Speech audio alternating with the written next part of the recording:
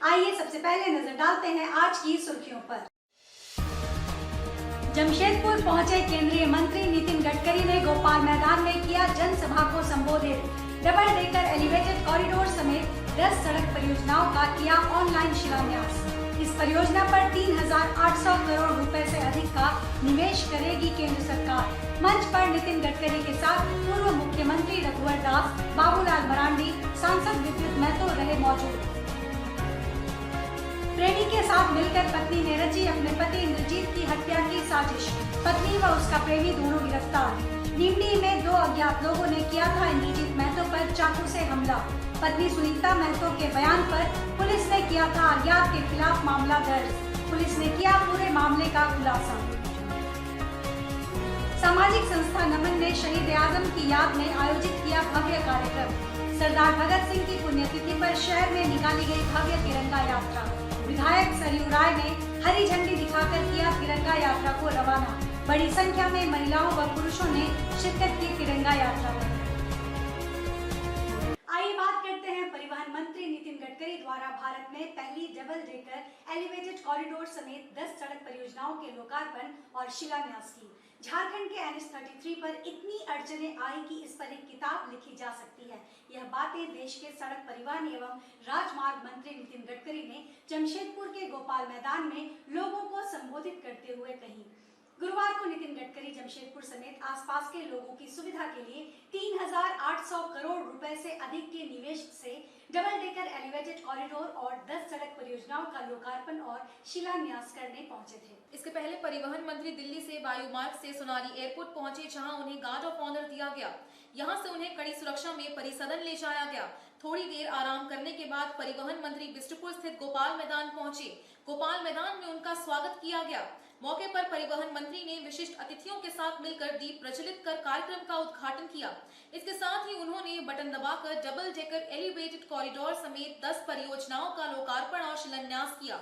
मौके पर मुख्य रूप से पूर्व मुख्यमंत्री रघुवर दास, जमशेदपुर सांसद विद्युत वरण महतो, सिंहभूम सांसद गीता कोड़ा, NHAI के technical member Mahadev Singh, NHAI के chief general manager CJM SK Mishra, AS Kapoor, स्वर्ण रेखा प्रोजेक्ट के चीफ इंजीनियर AK दास के अलावा अन्य अतिथि मौजूद रहे। परिवहन मंत्री ने जमशेदपुर से पूरे देश को संबोधित करते हुए कहा कि आने वाले सालों में सरकार झारखंड में 2 लाख करोड़ से ज्यादा की सड़कें बनाएगी। झारखंड हिंदुस्तान का प्रगतिशील राज्य बनेगा। झारखंड का जमशेदपुर शहर बहुत विकसित शहर है। यहाँ देश का पहला डबल डेकर एलिवेटेड कॉरिडोर बनने जा रहा है, जिससे जमशेदपुर समेत झारखंड के विकास में बढ़ावा मिलेगा। परिवहन मंत्री ने अमेरिका के पूर्व राष्ट्रपति जॉन फिट्जगेराल्ड केनेडी की बात को दोहराते हुए कहा कि जॉन ने एक बात कही थी कि ऐसा नहीं है कि अमेरिका एक धनवान देश है इसलिए यहाँ की सड़कें बेहतर हैं, बल्कि अमेरिका की सड़कें बेहतरीन हैं इसलिए देश धनवान है। उनकी इस बातों पर अमल करते हुए देश में सड़कों का निर्माण किया जा रहा है। देश के विकास में झारखंड का बहुत बड़ा योगदान है। झारखंड में सड़क निर्माण से यहाँ उद्योगों की संख्या बढ़ेगी, जिससे रोजगार बढ़ेगा। उन्होंने कहा कि विकास के लिए वाटर पावर, ट्रांसपोर्ट और कम्युनिकेशन की जरूरत होती है, जो झारखंड के जमशेदपुर में है। उन्होंने कहा कि जमशेदपुर में बनने वाला डबल डेकर एलिवेटेड कॉरिडोर देश का पहला डबल डेकर एलिवेटेड कॉरिडोर होगा।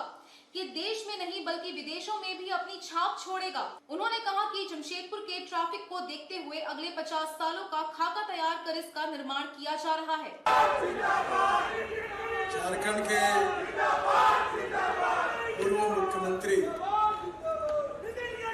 मेरे सहयोगी आदरणीय रघुवर दास जी, विशेष रूप से जमशेदपुर के सांसद विद्युत महतो जी,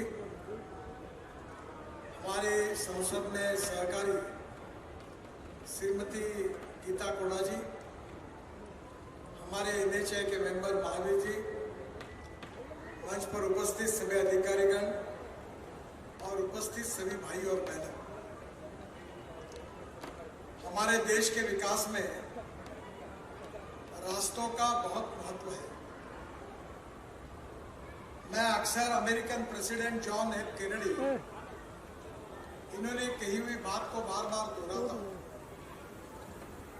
जॉन F कैनेडी जी ने कहा था कि American roads are not good because America is rich, but America is rich because American roads are good.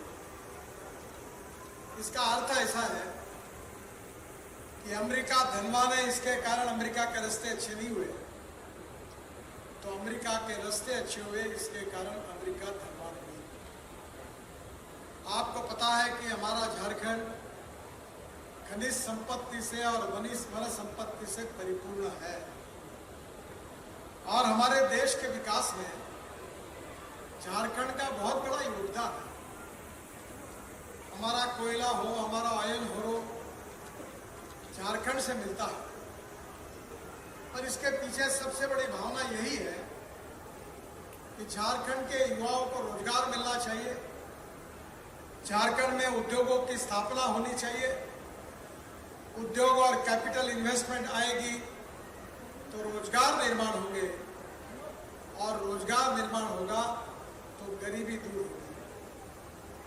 बहनों और भाइयों, इंडस्ट्री अगर लानी है तो चार बातें जरूरी है जो होती है तो इंडस्ट्री आती है। एक है वाटर, दूसरा है पावर, तीसरा है ट्रांसपोर्ट और चौथा है कम्युनिकेशन। और मुझे बहुत खुशी है कि झारखंड में जब 2014 में मोदी जी की सरकार आई तो 200-250 किलोमीटर केवल राष्ट्रीय महामार्ग था, पर मोदी जी के नेतृत्व में आज झारखंड में 4000 किलोमीटर से ज्यादा राष्ट्रीय महामार्ग हुआ। केवल राष्ट्रीय महामार्ग नहीं हुआ है, तो हमने झारखंड के चौफेर विकास के लिए करीब 2 लाख करोड़ रुपए खर्चा करके झारखंड के विकास का प्रोग्राम भी बनाया।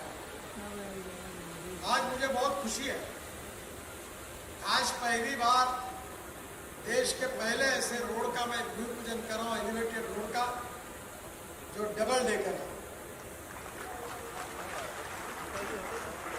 मैं अपने शहर में मैंने पहले ये प्रयोग किया था कि नीचे में रोड था 6 लेन, ऊपर में 4 लेन फ्लाईओवर, और उसके ऊपर में मेट्रो एक ही पिलर पर खड़ा है। उसके बाद में अब पूना में हम रोड बना रहे हैं, उसी के साथ साथ चेन्नई में बना रहे हैं। पर आज पहली बार अगर ये डबल डेकर की शुरुआत अगर कोई हुई तो झारखंड में जमशेदपुर में हुई है। इस बात की मुझे बहुत खुशी है।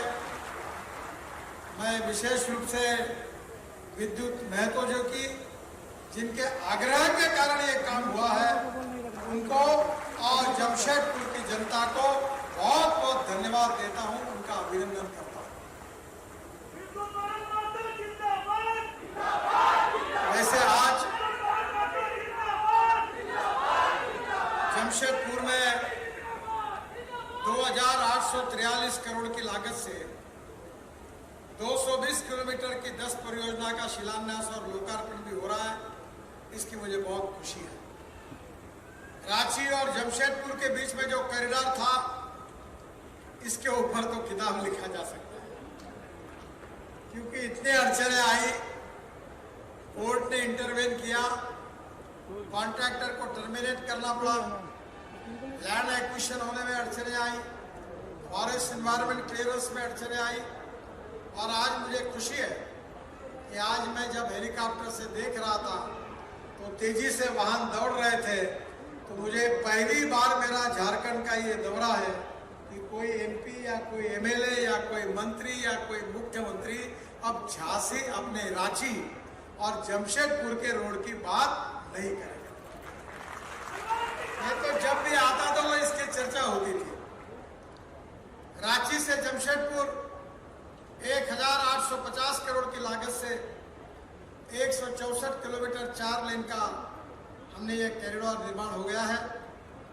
यह कॉरिडोर रांची, सरायकेला, खरसामा, पूर्वी सिंहभूम जिले के से गुजर रहा है। और अब मैं आज रांची शहर के रिंग रोड की भी घोषणा रांची के कार्यक्रम में करने जा रहा हूं। तो स्वाभाविक रूप से आगे भी जाने में इससे बहुत आप सबको सुविधा होगी। ये रांची रिंग रोड को कॉरिडोर से जोड़ने के लिए विकास विद्यालय और रामपुर गांव में इंटरचेंज बनाया जा रहा है, जिसका डीपीआर अक्टूबर 2023 तक बन जाएगा। ये जो डबल डेकर एलिवेटेड रोड का निर्माण किया जा रहा है, इससे भी काफी समय बचेगा। जो समय रांची से जमशेदपुर आने जाने पहले 5 घंटे लगता था, अब 2.5 घंटे में आया है। मेरा विश्वास है कि ये पूरे रोड के विकास के बाद ये 1.5 से 1.25 घंटे हो जाएगा। ये पूरे विश्वास के साथ मैं आपको बताना चाहता हूँ। शहर बेड़ा आरओबी का काम भी पूरा हो जाएगा 2023 में। इसके साथ ये डबल डेकर एलिवेटेड रोड जो है देश का पहला, जिसकी हम शुरुआत कर रहे हैं। मैं विद्युत वरण चरण जी को, महतो जी को बहुत बहुत धन्यवाद दूंगा कि जो मेरे पास आए थे, और जब मैंने यहाँ ट्रैफिक डेंसिटी देखी तब मैंने अधिकारियों को कहा कि 50 साल का सोचकर निर्णय करना चाहिए, और उसी के ऊपर ये डबल डेकर की बात आई है। तो सबसे नीचे पुरानी रोड से शहर के लोगों का आना जाना होगा, ऊपर के ऊपर एक फ्लाईओवर होगा और डायरेक्ट ट्रैफिक सबसे ऊपर चला जाएगा। मुझे बहुत खुशी है कि रांची से जमशेदपुर इंटर कॉरिडोर से पश्चिम बंगाल और उड़ीसा को कनेक्टिविटी मिलेगी। विशेष रूप से खड़गपुर NH6 होकर डानकुनी कोलकाता तक 3,151 करोड़ की लागत से 240 किलोमीटर 6 लेन के मार्ग का निर्माण हो गया है, जिससे जमशेदपुर से कलकत्ता तक सीधी कनेक्टिविटी हो जाएगी। इसी कॉरिडोर से बहरागौड़ से उड़ीसा के बालेश्वर तक सीधी कनेक्टिविटी हो जाएगी, और धनबाद के राजगंज NH2 से चंडील झारखंड बंगाल सीमा तक 56 किलोमीटर 4 लेन का काम भी पूरा हो जाएगा। चंडील से पुरुलिया तक 708 किलोमीटर करोड़ का काम, 73 किलोमीटर 2 लेन प्योर शोल्डर का काम जून 2023 में पूरा हो जाएगा। इस मार्ग से टाटा नगर, बोकारो, धनबाद के लिए अच्छी कनेक्टिविटी होगी। हाटगमरिया से बोकनाथी चौक का भी आज शिलान्यास हो रहा है। पश्चिम सिंहभूम जिले के हाटमरिया से बोकना हाथी चौक 423 करोड़ की लागत से ये 40.5 किलोमीटर 2 लेन प्योर शोल्डर का काम सर्विस रोड सहित 2023 में शुरू हो जाएगा। कोलवीरा मार्ग निर्माण का भी आज शिलान्यास हो रहा है। सांसद विद्युत वरण महतो जी की मांग पर पूर्व सिंहभूम जिले के फुलडुगरी से झाटी झरना तक 105 करोड़ की लागत से 24 किलोमीटर 2 लेन प्योर मार्ग का भी निर्माण 2024 में शुरू हो रहा है। मुझे विश्वास है कि ये सब रोड जो है ये झारखंड के विकास के लिए बहुत इम्पोर्टेंट है, महत्वपूर्ण है। मुझे और एक बात की खुशी है कि यहाँ जो स्टील स्लैग होती है उसका भी रोड में उपयोग करने का निर्णय हमने किया, और रांची जमशेदपुर इंटर कॉरिडोर में शहर बेड़ा से मोहनिया तक 44 किलोमीटर 4 लेन मार्ग के निर्माण में स्टील लैग का इस्तेमाल हुआ है। मैं टाटा स्टील के एमडी को अनुरोध करूंगा कि आपके यहाँ से और पूरे झारखंड से ये वेस्ट मटेरियल जहाँ जहाँ भी पड़ा है, अगर हमें उपलब्ध कराया जाए तो हम बिहार के और रांची झारखंड के सभी रोड के लिए इसका निश्चित रूप से उपयोग करेंगे। आपकी जमीन भी खाली होगी और वेस्ट का उपयोग भी विकास के काम में होगा। मैं बहुत इस बात को धन्यवाद दूंगा टाटा स्टील को भी कि उन्होंने इस रोड के लिए हमको ये स्टील सैग का उपयोग करने के लिए उपलब्ध करा के दिया। झारखंड में आरओबी में 700 करोड़ रुपए की 11 आरओबी का निर्माण हो रहा है। लातेहार जिले में चंदवा में 43 करोड़ का, पश्चिम सिंहभूम जिले में 386 करोड़ की लागत से इलीगढ़ा, लालाबुरु, बिस्टापुर, जोड़ापाकर, झींगपानी, सीमा पोखरिया में पुलों का निर्माण हम करेंगे। तो फरवरी 2025 तक इसको पूरा करने की कोशिश करेंगे। विशेष रूप से सेतु बंधन में भी 424 करोड़ की लागत से हमने 6 आरओबी को मंजूरी दी है। देवघर जिले में जसलिया बैद्यनाथ धाम एवं संथाली गांव में आरओबी का निर्माण कराया जाएगा। रामगढ़ के गोला चारू मार्ग में आरओबी का निर्माण, डाल्टनगंज के रजोरा में आरओबी को स्वीकृति दी गई है, और जामताड़ा के करमाटा और लहरजोरी में भी आरओबी को स्वीकृति दी गई है। झारखंड में जो हम कॉरिडोर बना रहे हैं, रांची से वाराणसी 7,000 करोड़ की लागत से 260 किलोमीटर 4 लेन रोड का निर्माण किया जा रहा है। ये बहुत महत्वपूर्ण है।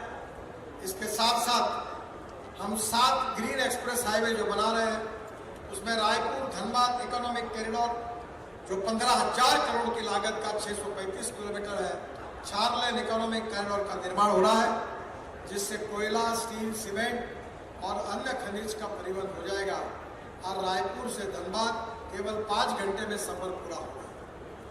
झारखंड में जो शहीद नगर से गुमला तक 1326 करोड़ की लागत से 32 किलोमीटर का रोड हम बनाने जा रहे हैं, जिसका डीपीआर 2023 जनवरी तक बन जाएगा। गुमला से पलमा, पलमा से पिस्का मोड़, वहाँ आरोबी भी निर्माण कर रहे हैं। एक प्रकार से झारखंड के विकास में काफी बड़े प्रमाण पर हम काम कर रहे हैं। मेरा विश्वास है कि झारखंड एक प्रगतिशील, समृद्ध, संपन्न राज्य बने, यही हमारी सबकी इच्छा है। प्रधानमंत्री मोदी जी ने ऐलान किया कि हम आत्मनिर्भर भारत बनाएंगे। हम भारत ऐसा बनेंगे कि दुनिया की सुपर इकोनॉमिक पावर बनेगी, युवाओं को रोजगार मिलेगा, गांव गरीब मजदूर किसान का कल्याण होगा और सुखी, समृद्ध और संपन्न शक्तिशाली भारत का निर्माण होगा। बहनों और भाइयों, अगर भारत का निर्माण करना होगा तो झारखंड के निर्माण के लिए बिना ये नहीं होगा। मैं आपको विश्वास दिलाना चाहता हूं कि 2024 समाप्त होने के पहले हम 2 लाख करोड़ रुपए के रोड झारखंड में बनाएंगे, उसके कार्य का शुभारंभ करेंगे, जिससे झारखंड में नए उद्योग आएंगे, झारखंड में माइनिंग इंडस्ट्री बढ़ेगी, झारखंड के युवाओं को रोजगार मिलेगा और झारखंड ये हिंदुस्तान का प्रगतिशील, समृद्ध, संपन्न राज्य बनेगा। जमशेदपुर, ये हमारे इसको टाटा नगर भी कहते हैं, ये बहुत विकसित शहर है और इस शहर में ये डबल डेकर बनने से इस शहर की और शोभा बढ़ेगी। मुझे बहुत खुशी है कि इस शहर के विकास में पूरे हिंदुस्तान में और देश में एक प्रकार का नया ये डबल डेकर हमारा ब्रिज ये दुनिया के आकर्षण का केंद्र बनेगा, ऐसा मेरा विश्वास है। मैं फिर से एक बार दोनों सांसदों को, रघुवीर दास जी को और झारखंड की सरकार ने हमें जो सहयोग किया उनको, हमारे सभी अधिकारियों को बहुत बहुत धन्यवाद देता हूं। मुझे रांची में भी कार्यक्रम करना है और तुरंत दिल्ली जाना है। फिर से एक बार आप सबको बहुत बहुत बधाई देते हुए मैं अपनी बात को समाप्त करता हूं। धन्यवाद, नमस्कार। भारत माता की, भारत माता की, भारत माता की। नमस्कार। आइए बात करते हैं पति की हत्या की साजिश में शामिल पत्नी को प्रेमी के साथ गिरफ्तार किए जाने की। सरायकेला खरसावां जिले के चांडिल अनुमंडल अंतर्गत नीमडी थाना क्षेत्र में 2 अज्ञात हमलावरों द्वारा इंद्रजीत महतो नामक व्यक्ति पर चाकू से जानलेवा हमला कर बुरी तरह जख्मी कर दिया गया था। इंद्रजीत की पत्नी सुनीता के बयान पर पुलिस ने अज्ञात के खिलाफ मामला दर्ज कर उसका अनुसंधान शुरू किया। पुलिस के अनुसंधान में चौंकाने वाले तथ्य सामने आए, जिसमें पता चला कि पत्नी ने ही प्रेमी के साथ मिलकर पति की हत्या की साजिश रची थी। पुलिस ने पत्नी व उसके प्रेमी को गिरफ्तार कर लिया है। मामले के संबंध में अनुमंडल पुलिस पदाधिकारी संजय कुमार सिंह ने जानकारी देते हुए बताया कि बीते 11 मार्च की रात नीमडी थाना क्षेत्र अंतर्गत ओडिया पुल के पास 2 अज्ञात हमलावरों द्वारा हैसालॉन्ग निवासी इंद्रजीत महतो पर हत्या की नीयत से चाकू से जानलेवा हमला किया गया था। इस घटना के बाद घायल इंद्रजीत महतो की पत्नी सुनीता महतो ने अज्ञात हमलावरों के विरुद्ध मामला दर्ज कराया था, जिसके बाद नीमडी थाना प्रभारी अमित गुप्ता द्वारा काफी प्रोफेशनल तरीके से कांड का उद्भेदन किया गया, जिसमें इस बात का पता चला कि आरोपी पत्नी सुनीता महतो ने ही अपने प्रेमी आरोपी सुजीत महतो के साथ मिलकर पति के हत्या की योजना बनाई थी और चाकू से हमला करवाया था।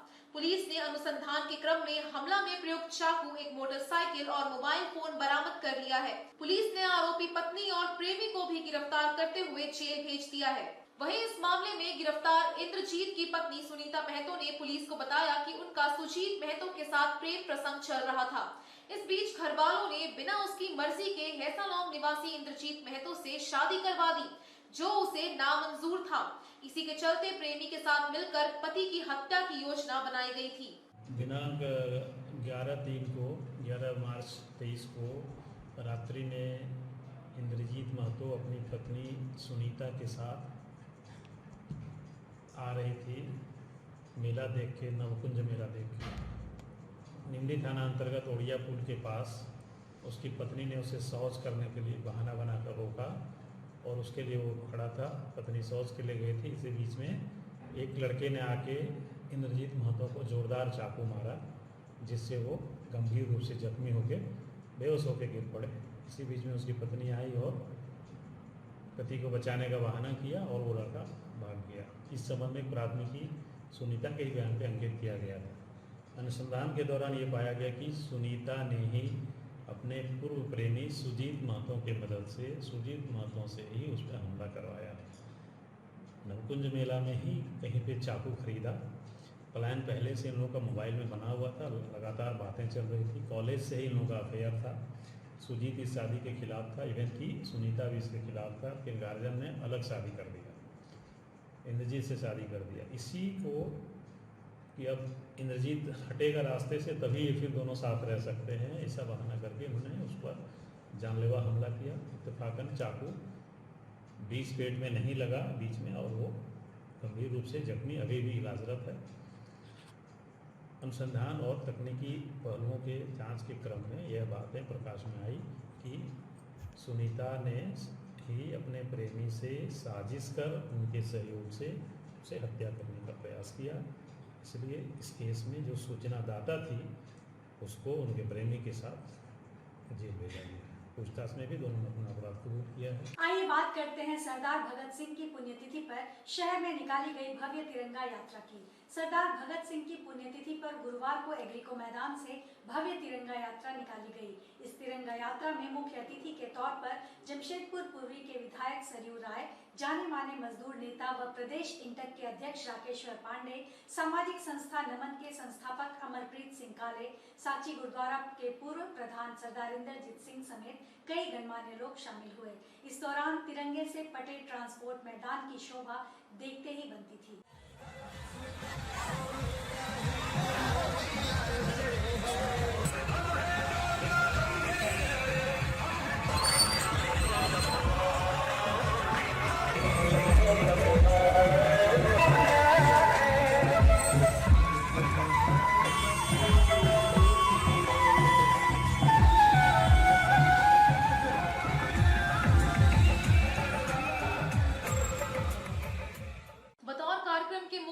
जमशेदपुर पूर्वी के विधायक सरयू राय ने हरी झंडी दिखाकर तिरंगा यात्रा को रवाना किया।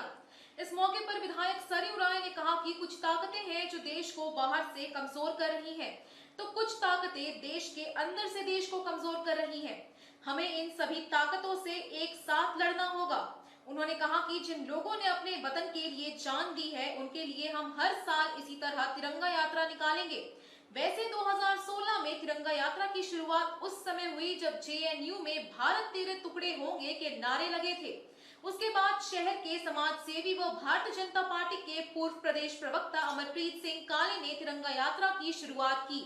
हजारों की संख्या में सभी धर्म और समुदाय के लोगों ने इस तिरंगा यात्रा में शामिल हो देश के प्रति अपनी सच्ची भावना को व्यक्त करते हुए दुश्मनों को मुंह तोड़ जवाब देने की कस्में खाई। इसको वास्तविकता में बदल दिया गया। आज पूरा कश्मीर भारत के साथ है, वहाँ लोकतंत्र स्थापित हो गया है, वहाँ शांति स्थापित हो रही है। बीच में कोई सिरफिरा खड़ा हो जाता है और कोई ऐसी घटना कर देता है जिससे हम सभी को तकलीफ होती है, हमके मन में दर्द होता है और लगता है कि हमारे शहीदों ने जो शहादत दी है, उस शहादत का अपमान करने वाले जो शक्तियां हैं वे देश और दुनिया के कोने कोने में आज भी खड़ी हैं, आज भी मौजूद हैं। और आज का जो अखंड तिरंगा यात्रा है वो हमको, हमारे देश को आश्वस्त करता है कैसे लोग कहीं भी सिर उठाएंगे, किसी संप्रदाय के हों, किसी प्रांत के हों, किसी जुनून वाले हों, उनको नेस्तनाबूद करने का, उनका परास्त करने का मादा यह देश रखता है। और यही आज अखंड तिरंगा यात्रा में दिखाई पड़ रहा है, यही संकल्प है। मैं काले जी से कहूँगा कि आपने जो प्रेरणा का एक कार्यक्रम आरंभ किया है, जिसने जमशेदपुर को, पूरे जमशेदपुर को अपने आह्वान किया है। दल से हटकर, संप्रदाय से हटकर, पंथ से हटकर, संगठनों की सीमा तोड़कर जो हजारों की संख्या में लोग आज इकट्ठा हैं और उनको प्रेरणा देने के लिए जमशेदपुर के जो नामचीन चेहरे आज यहाँ दिखाई पड़ रहे हैं, मैं उन सभी को प्रणाम करता हूँ और कांते जी से कहता हूँ कि यात्रा को आगे बढ़ाने का यत्न करें। आइए बात करते हैं तनिष्क ज्वेलरी शोरूम में लगी आग की। जमशेदपुर के साक्षी शीतला मंदिर के पास स्थित तनिष्क ज्वेलरी शोरूम में अचानक धुआं भरने और आग लगने से अफरा तफरी मच गई। आग लगने की सूचना मिलते ही एक दमकल दस्ता मौके पर पहुंचा, लेकिन इस बीच कर्मचारियों की सूझबूझ से आग पर काबू पा लिया गया। बताया जाता है कि तनिष्क के शोरूम में शॉर्ट सर्किट से लगी आग के बाद अफरा तफरी मच गई। पूरे शोरूम में धुआं फैल गया। अफरा तफरी के बीच तनिष्क ज्वेलरी शोरूम के सभी कर्मचारी और ग्राहकों को बाहर निकाला गया। धुआं देख आसपास के दुकानदारों में भी अफरा तफरी का माहौल बन गया। मौके पर दमकल की एक गाड़ी पहुंची, लेकिन इस बीच कर्मचारियों की सूझबूझ से आग पर काबू पाया गया। इस तरह एक बड़ा हादसा टल गया। आधी घंटे पहले हमारा जो सर्वर रूम है उससे कुछ जलने की बदबू आई और फिर हमारा जो अलार्म डिटेक्शन अलार्म है वो सायरन जोर से बजने लगा। तो जो हमारे बैक ऑफिस ऑपरेटर हैं वो सर्वर रूम को उन्होंने खोला तो देखा कि एक आग जो है थोड़ा सा चिंगारी की तरह वो जो सर्किट ब्रेकर है हमारे यूपीएस के पास वहाँ से आ रहा है। तो उन्होंने तुरंत ही बगल में रखा हुआ जो फायर को बुझाने के लिए जो यंत्र है उसको उठाया और आग को उस पर नियंत्रण पाया। छोटा सा आग था, ज़्यादा नहीं था, बट धुआं ज़्यादा हो गया क्योंकि रबर और वायर जो है वो जला था। तो बहुत ही माइनर था, बट क्योंकि तुरंत डिटेक्शन हुआ और तुरंत उस पर एक्शन हुआ तो किसी भी चीज़ों की क्षति नहीं हुई, सब कुछ कंट्रोल हुआ। हाँ, दमकल भी आए थे ना भाई, प्रिकॉशन के लिए तो उनको बुलाना जरूरी है, उनको बताना भी जरूरी है। जी हाँ, सब तुरंत आ गए थे। 2 जन जो है जिन्होंने आग पे नियंत्रण पा रहे थे, वो जिनके पास फाइटिंग इक्विपमेंट था वो अंदर थे, बाकी सब बाहर थे। जो प्रोटोकॉल है फायर का। बड़ा हादसा होने पर चल जी हाँ, ये तो थैंकफुली सारे डिटेक्शन सिस्टम भी थे और उस पर जो प्रिवेंशन वाला जो फायर कंट्रोल करने का जो एक्सटिंग्विशर था वो भी था, तो वो कुछ भी नुकसान किसी को भी नहीं हुआ, सब कुछ सेफ है। मिला था कि तनिष्क में कुछ आग लग गया है। हम लोग आए तो देखे कि शॉर्ट सर्किट से थोड़ा सा तार जला है और तनिष्क वाले ही उसको कंट्रोल कर लिए। तब तक दमकल भी आ गया था, तो पहले ही कंट्रोल हो गया। धुआं है, लेकिन वो तार जला हुआ इसलिए धुआं है। हाँ, कर्मचारी सब अंदर में है, लेकिन ज़्यादा शॉर्ट नहीं है, थोड़ा सा तार जला है। बड़ा घटना होता टल गया। कितना दमकल मंगाए थे आप? एक दमकल आया था। अभी जांच हो रही है आपको, क्या कुछ नुकसान हुआ? नुकसान ज़्यादा नहीं हुआ, सिर्फ तार जो है ना वायरिंग तार जला है। नहीं, सामान कोई नहीं जला। आज के इस बुलेटिन में बस इतना ही। हम फिर हाजिर होंगे कुछ और नई खबरों के साथ। तब तक के लिए एसटीसी न्यूज की पूरी टीम की ओर से मुझे दीजिए इजाजत। नमस्कार।